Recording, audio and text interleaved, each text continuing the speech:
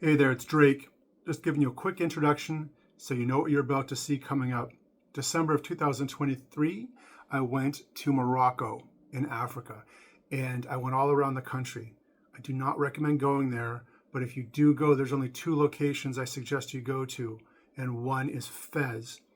Fez is an amazing place, very overwhelming. It is world famous and known for its marketplace, so it is where you want to go when you go there. It is amazing. There's over 6,000 streets. You will get lost. It's 100% guaranteed, and this is not a fun kind of lost. This is like a holy shit, there's 6,000 streets. Where the fuck am I lost? So I do recommend you get a guide. They're easy to find. You can get one, no problem.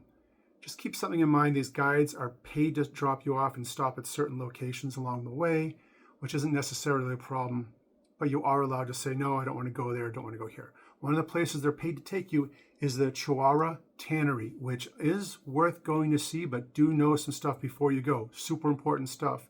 First of all, it stinks. They dye with guano, and the entire place smells like that. Very overwhelming. So much, in fact, they hand out mint to everyone coming into the place so you can have something to help with the smell. Number two, it is a sales pitch. The tour is free. They're going to take you all around, and they're going to show you the tannery. The video you're going to see is from an amazing vantage point where everyone gets to see, but your tour guide will take you to, they're not allowed to actually go into the place, so someone will take over from them, and then they do the thing. And then while they're in there, after they're done, they're going to give you this huge sales pitch to try to get you to buy stuff. So first of all, you do not have to. Don't feel indebted to them because they gave you the tour. This is what their job is. If you want to leave, just leave. But the most important thing to know is if you do decide to buy anything, they hyperinflate their prices. Everything is hyperinflated. They do like to bargain in Morocco. It's true. You think these tanneries, maybe it's a little bit different, and they're going to give you the hard pitch back and forth, back and forth. But in the end, their prices are insane. They wanted something like, I got this long leather jacket there, and they right off the bat asked for like, what ended up, what the equivalent was like $3,000 US, which was insanity. I got them to come down to what the equivalent of $300 US was. And in my research after the fact, that was a good price or right around the upper limit of what that jacket's value was. So keep that in mind. Everything is hyperinflated. Do not, 100% don't pay the price they're asking, but you got to go way, way, way, way, way down with these people. And if they start to argue or say, no, no, no, they're taking money out of my kid's fucking face or whatever, I'm trying to feed them and blah, blah, blah, blah, just walk away because they will have you come back. It's the way it is in Morocco in general, but this place specifically. I can't stress this enough. Pay close attention to this. So that being said, you're about to see the tannery video, and then there's a little jokey segment at the end with my ex-girlfriend, which is why she's blurred out, and probably one of the reasons why we're not going out is this jokey thing I did at the end, which I thought was really funny, and ultimately it is, but I don't know if she took it as the same way I did.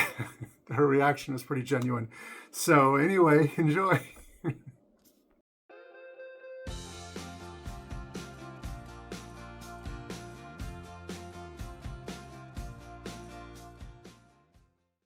Today's program has been brought to you by Morbidly Obese Hippos. Morbidly Obese Hippos. Come on, you've been overfeeding these fucking things since 1978. Stop fucking feeding them. They're gonna die. Look at them. Jesus Christ. Think of somebody besides yourself. Sorry. And the hottest new collectible toy that's perfect for this economy. It's Broke Man. Broke Man. I'd buy one, but I'm broke, man. And special funding was not received by the Foundation Foundation. The Foundation Foundation. Foundations helping other foundations with your tax money since 1980. Please consider liking and subscribing. Thanks. Enjoy the show. So this is the Chouara Tannery. It belongs exactly to the 11th century. It's famous around all the world because those people are last families in the world still using this kind of work with a very primitive technique, which means no chemical products, no modern machines.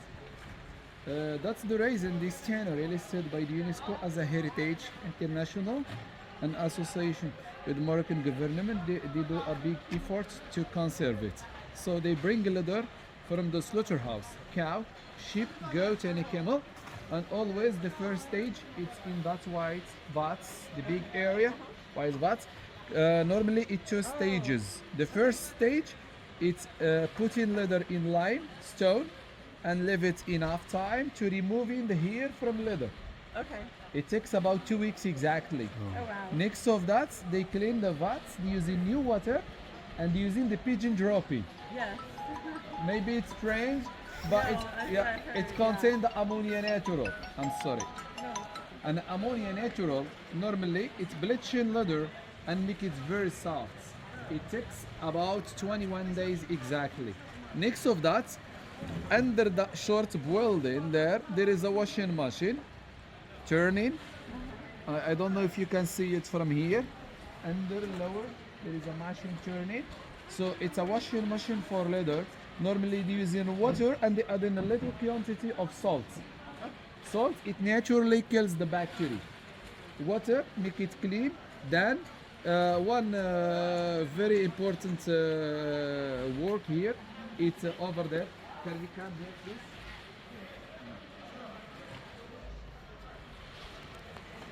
Where there is that man beside natural leather, they preparing water and a husk.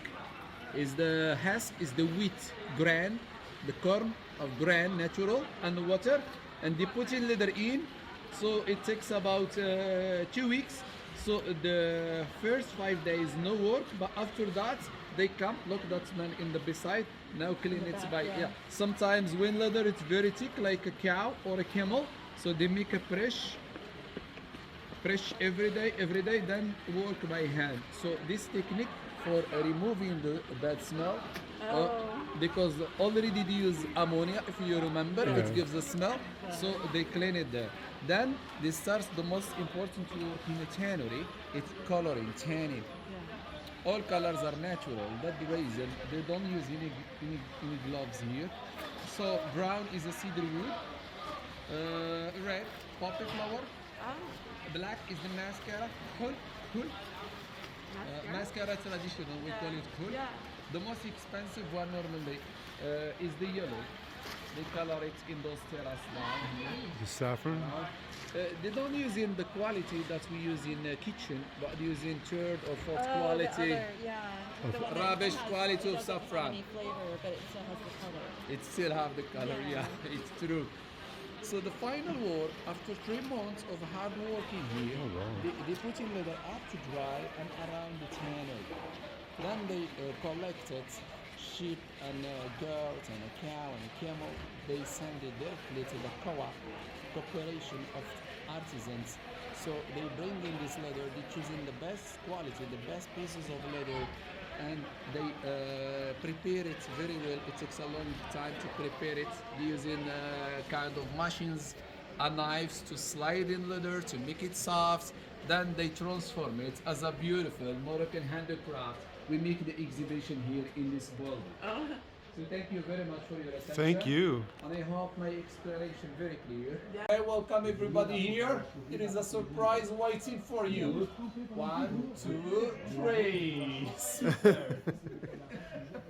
Do you have anything in a brunette, maybe? Just kidding.